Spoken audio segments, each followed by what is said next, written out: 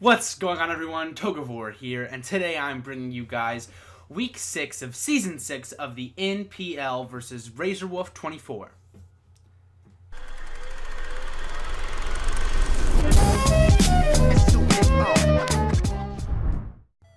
Alright, what's going on, everyone? We're here.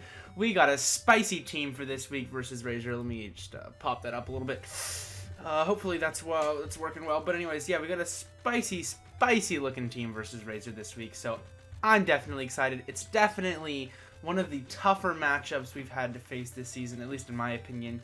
He has a lot of powerful offensive threats that can do a good job of dismantling my team with their with their various forms of coverage.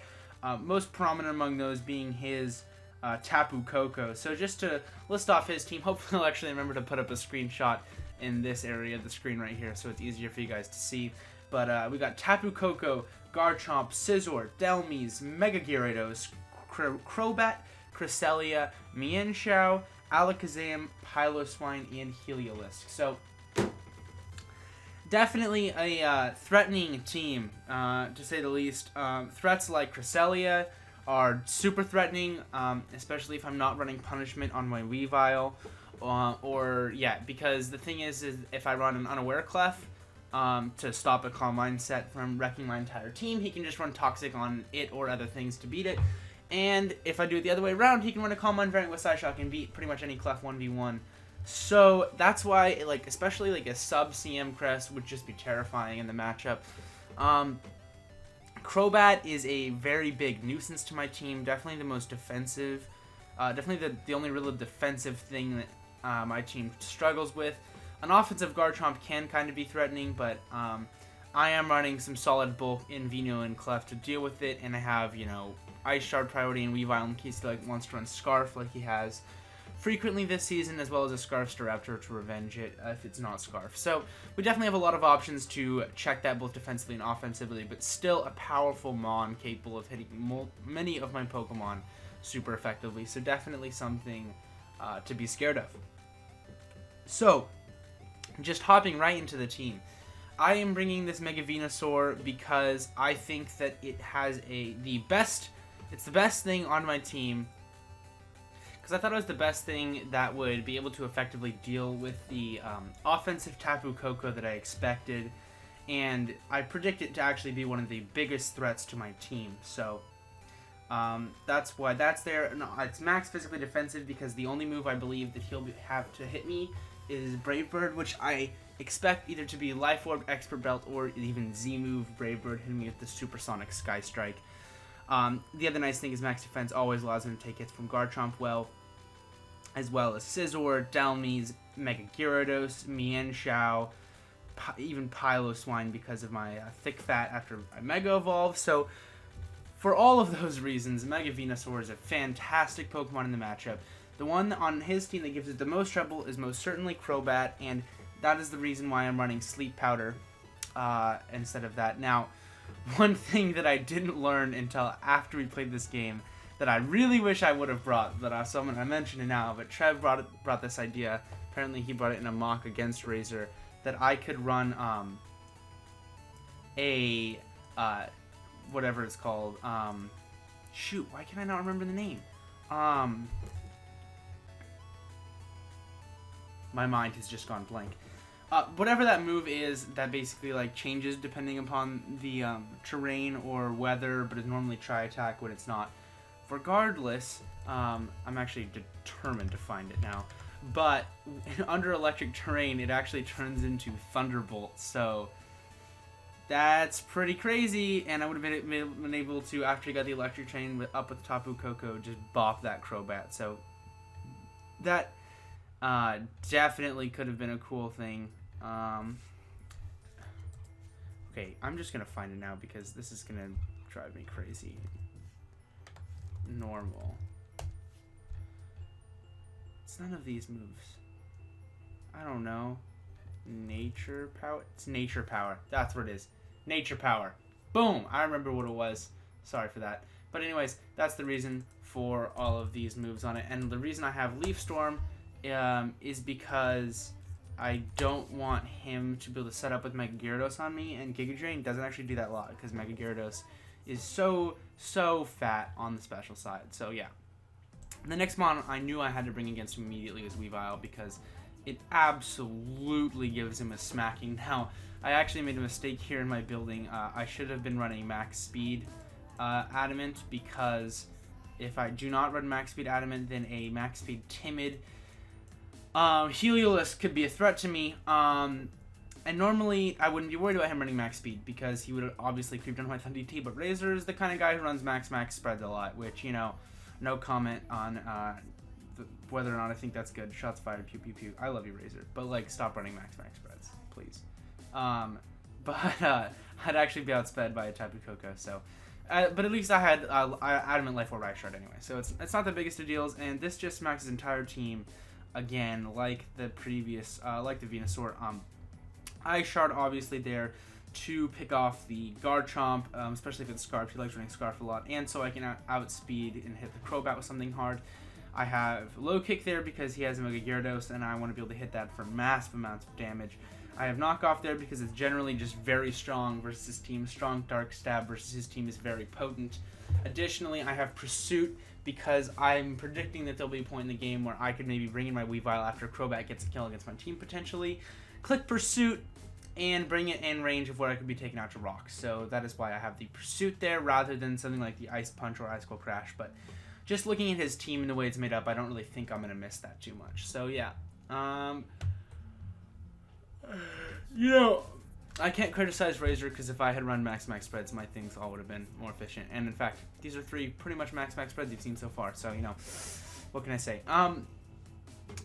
I have a Babiri Berry Clefable with Calm Mind, Moonblast, Flamethrower, Soft Boiled, Max Defense. And the reason I normally, you've seen my videos, I don't normally run just 252 on my defensive Pokemon. I usually, you know, run some calcs with specific EV spreads, try to live the most amount of hits. But his team is so predominantly physically offensive.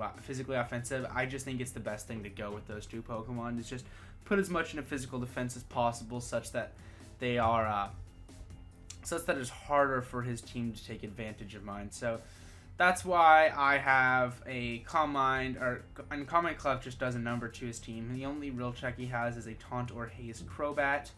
And even then, that's why I have the Sleep Powder on Venusaur to try to lure that in and stop that from being able to stop my Clef. The Babiri Berry has come in handy in almost every single one of my mocks. Scizor's came in almost every single mock. It is a pretty annoying threat against my team, as it does give him a lot of momentum versus my team, which is not the greatest thing for the matchup. But because I'm able to take any steal move, a lot of times what'll happen is I'll come in, threaten something out, set up a Calm Mind, and then just OHKO with Scizor, and still be at a pretty high health because I am max defense with the Babiri Berry. So, and this can just clean his entire team. So definitely powerful Pokemon against his team.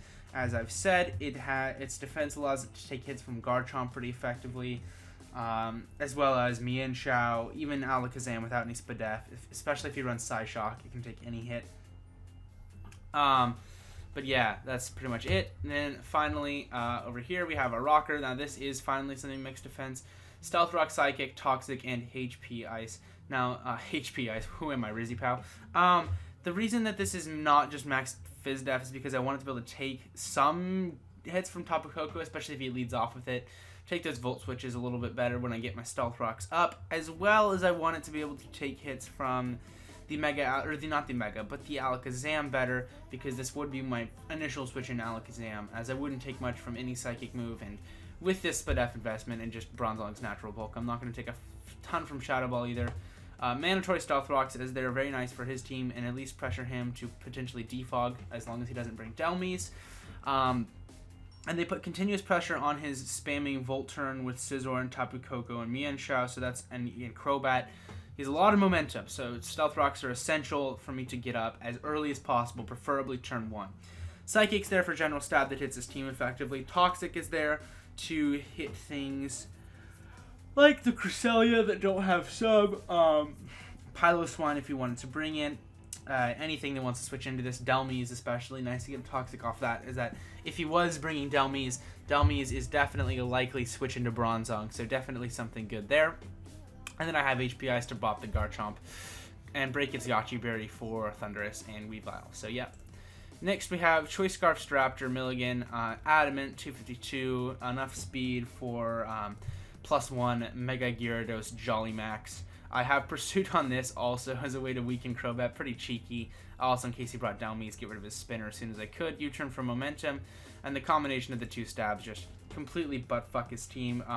He doesn't have a steel type aside from Scizor, which gets buffed by Brave Bird, so I'm not forced to bring close combat this week.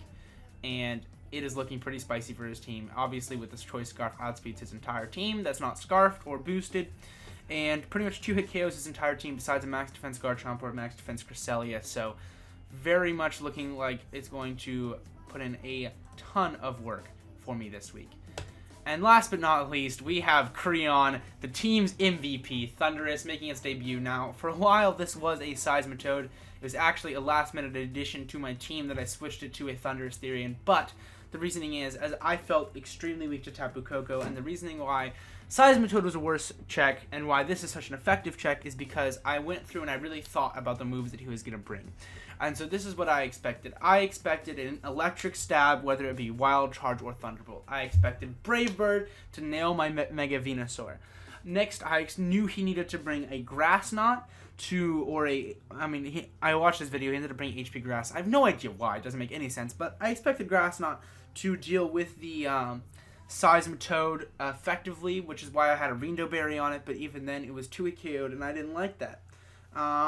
And then last but not least, I expected either U-turn or Volt Switch as a way for him to get momentum versus my team.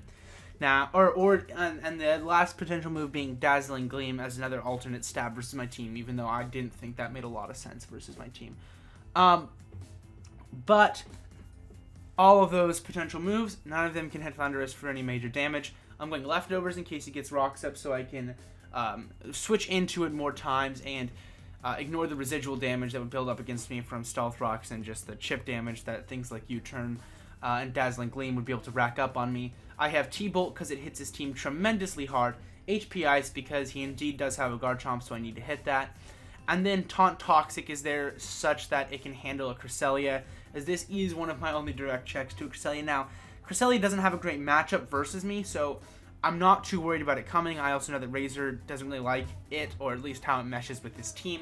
So because of that, I'm not the most worried about it, but it is nice there to have a pretty effective contingency against it in case he does decide to bring something like a Rest Calm Mind variant, as that would otherwise put in a ton of work versus my team. So that's why that has to come. Now, we're just going to hop over into the battle. I'm going to be doing a post-com narration this time, but hopefully, I also did record it live, so there might be a few little cute edits from that live recording, as it was a good time. Anyways, I'll see you guys in the battle. Alright, here we are in the matchup versus Razor. I know I didn't mention it before, but Razor is a really good friend of mine, so do make sure you go check out his channel so you can stay up to date on all of the NPL battles.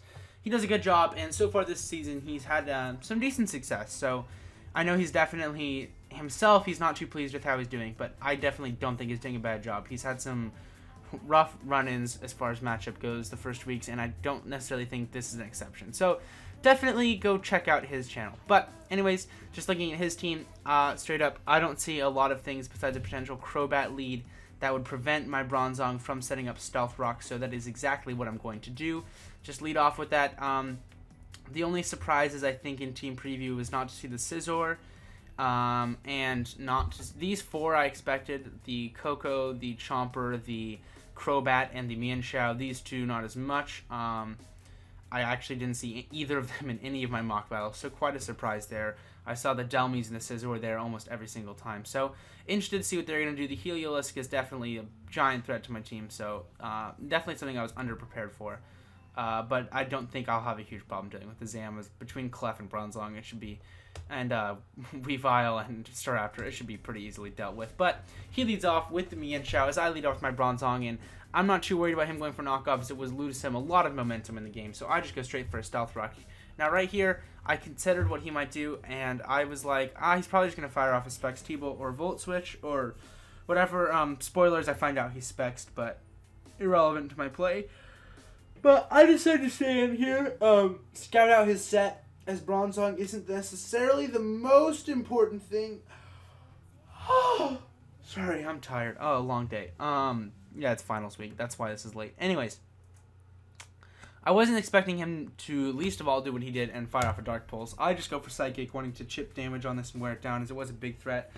But I did calc Specs Dark Pulse and see that it couldn't do a ton for me, so that did go into my decision there. As I'm still at a pretty healthy amount of HP, definitely healthy enough to effectively check the Crobat. So, that being said, seeing the Dark Pulse, I went straight into Weavile as I wanted to be able to pressure it out with that. Possibly get a Pursuit off on it if it stayed in. That was my plan, as that would essentially knock it out and eliminate probably the biggest offensive threat to my team. So right here, I predict him to either go for the Earthquake or the Iron Head, and because of that, I go straight out into my Thunderous Tea, and he does just that, fires off the Iron Head, and from the damage I take, this is looking like a jolly max attack Garchomp. Now, right here, I make a dumb play and get rewarded for it. Spoilers. I didn't think that he would bring Stone Edge versus me. I still don't necessarily completely understand the logic behind it. I thought something like Outrage or even Dragon Claw would be plenty enough, because if he was SD Chomp, +2 Dragon Claw is going to kill Thundurus anyway, so I didn't see the point in it. Unnecessarily risks misses. Doesn't hit anything besides this and Staraptor, really. So I just wasn't thinking about it. I didn't think he would bring it, but he does have the Stone Edge. He goes for it right now, and I get the lucky dodge.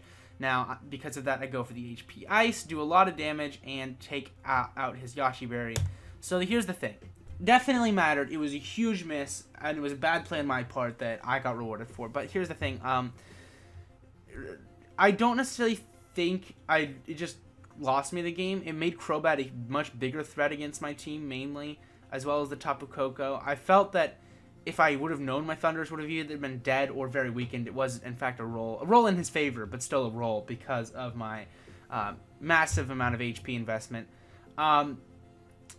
It just would have been a lot harder of a game to win. And it would have been in his favor there, for sure. But, I mean, it just happened. It happened on turn 5. It's too early in the game to know anything particular. But, seeing that, I'm going to immediately switch out, go into my Mega Venusaur, and he gets a pretty big crit off on me. Now, right here, he makes a play that I very much disagree with. He stays in here for... I mean, I guess going for rocks kind of makes sense, but it goes along that lines of, like, losing momentum. I just don't necessarily see the benefit for it. I don't know. Maybe scratch that. I guess rocks was a good play, but now Garchomp is pretty much useless, as if it wasn't. No, I scratched that. It wasn't a bad play. It was the right play. For some reason in my head, I thought he stayed and clicked EQ there. That would have been actually a trash play. But no, it's good. He made the right play, and because of that, I'm not able to put Crobat to sleep. So definitely the right plan is in there. Now right here, I almost strongly considered staying in and firing off a Leaf Storm, predicting the switch, but concluded that it was likely that he would just go for the Brave Bird that first turn there, seeing as he was kind of behind after that Stone Edge miss. And might not have wanted to risk such an aggressive play early on. So again, Bronzong comes in and is able to take that on pretty well, and I get a good amount of psychic damage off this on this Tapu Koko. Now right here, I think I'm just gonna make the safe play and go straight on my Thundurus. I want my Bronzong healthy enough that it can still take on the Crobat in case that Thundurus manages to die. But thankfully for me right here, he goes for the T-Bolt. I absorb all the way back up to full health. That's very good for me. He's now going to go straight into his Garchomp, stacking it. I think that was a good play on his part, as it wasn't really doing much after I got up rocks and Yachi. And Yachi Berry was broken, so he hadn't burned any sleep turns at that point because my Mega Venusaur was slower, so no risk there of him waking up and hitting me with a Stone Edge. And I take him out with that. Now, right here, I go into Bronzong, which I think was the correct play, predicting the Psyshock, knowing I would take absolutely nothing for it and allowing me to scout my set. Now, here's where I make a misplay. Right here, I sack my Bronzong to a Shadow Ball. Now, I definitely should not have done that. On my calcs, I was calcing Psychic versus Clef, and it was if he was like Life Orb or something, and from this damage roll, I couldn't tell if he was Life Orb or not. Because of that, I didn't think Clef was necessarily a safe switch in, especially he could get like a Spit After Drop or something, and you know, it was sketchy. But he obviously just went for Side Shock. I'm max defense. We easily take those, so definitely a misplay not preserving the Bronzong here. Would have been a nice sack slash still would have been able to check the Crobat pretty effectively at that point. So sad that I didn't make that play correctly, but now I get to go into my Straptor. I click U-turn, he stays in, and I go straight out into my Clef. I think I should have just gone in my Clef to begin with and started putting pressure on his team. Now, I did actually consider trying to stunt on him and go to Weavile, so that was a good play in his part going for the HP fighting, but I do get to play right by going into Clef. Definitely the safest play on my part. Now, right here, I set up a Calm Mind, and on this next play, I know that he's either going to be going for the Taunt or the Haze or the Roost, but definitely not anything offensive, and we do get that right as he does go for the Haze. I knew he would have something prepared. And because of that, Thundy T gets a free switch in and just gets a free kill on something.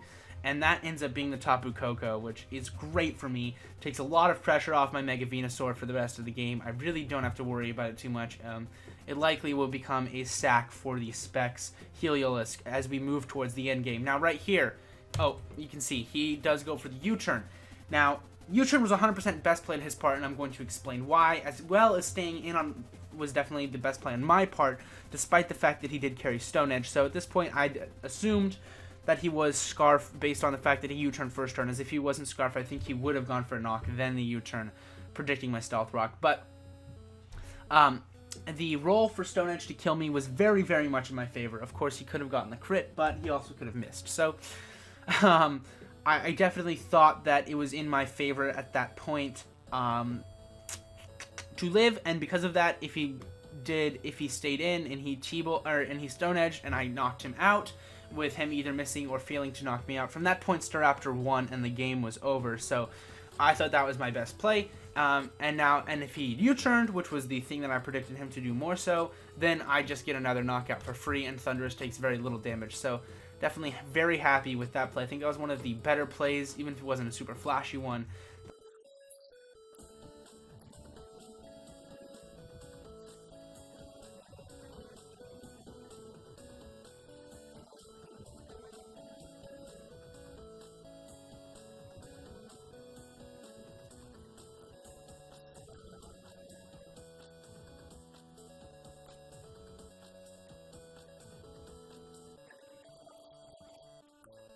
That I made this game. Now, he's going to go out into his Heliolisk now, and Heliolisk is just going to be able to bop me.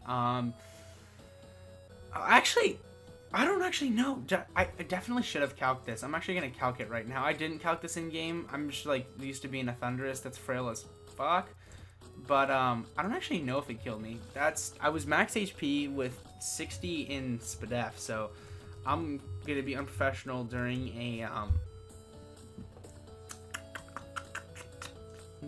a recording, and I'm gonna look at this calc real quick because I am very interested. Choice specs. So 60 to 71. What was I at? Wrong thing. I was at. Oh wait. I was at 78. Yeah, I definitely should have stayed in there and taken him out with the T-Bolt. Definitely a misplay on my part, because if I had taken him out with the T-Bolt there, his Zam was gone. That was like. There's just no reason not to. I feel like, I don't know, I didn't like need this in the back necessarily. Well, not entirely true actually. Okay, wait, now that I'm thinking about it more, I think I did. I'm sorry guys for this commentary being a mess, but it is hard to commentate this battle when it did happen a long ago. That's what I get for being late on my upload. But anyways, so because of that, no, I switched out because I couldn't afford Crobat beating my team 1v1, which potentially could have happened. Probably not with the Weavile, as I probably could have caught it with Pursuit, but this was definitely the safest play. Considering the fact that Mega Venusaur is beat by 2 of the last 3 Pokemon, I thought it was the best sack. Now I'm going to go out into Staraptor and get a kill, and he's going to sack Crobat. And now that he's sacked Crobat, Clefable wins the game here. So definitely looking good here. I'm not worried at all. Now right here he goes into his Mienshao, and in case he's not Scarf, I just stay in, but he is and takes me out now. I can just go into Clef. I end up making a misplay here and going straight for the Moonblast and taking him out. Now I should have gone for the Calm Mind first and Calm Mind up on him a couple times, because I knew he was locked in a high jump kick, and that would have given me the 3-0 victory. But instead, I don't. Not that it's a big deal, because after that Stealth Rock's damage, it was his Heliolisk was already in range of Weavile's Ice Shard, so definitely not the biggest problem. But regardless, I live there and take him out. All that changes is a differential point, so that's going to be the game.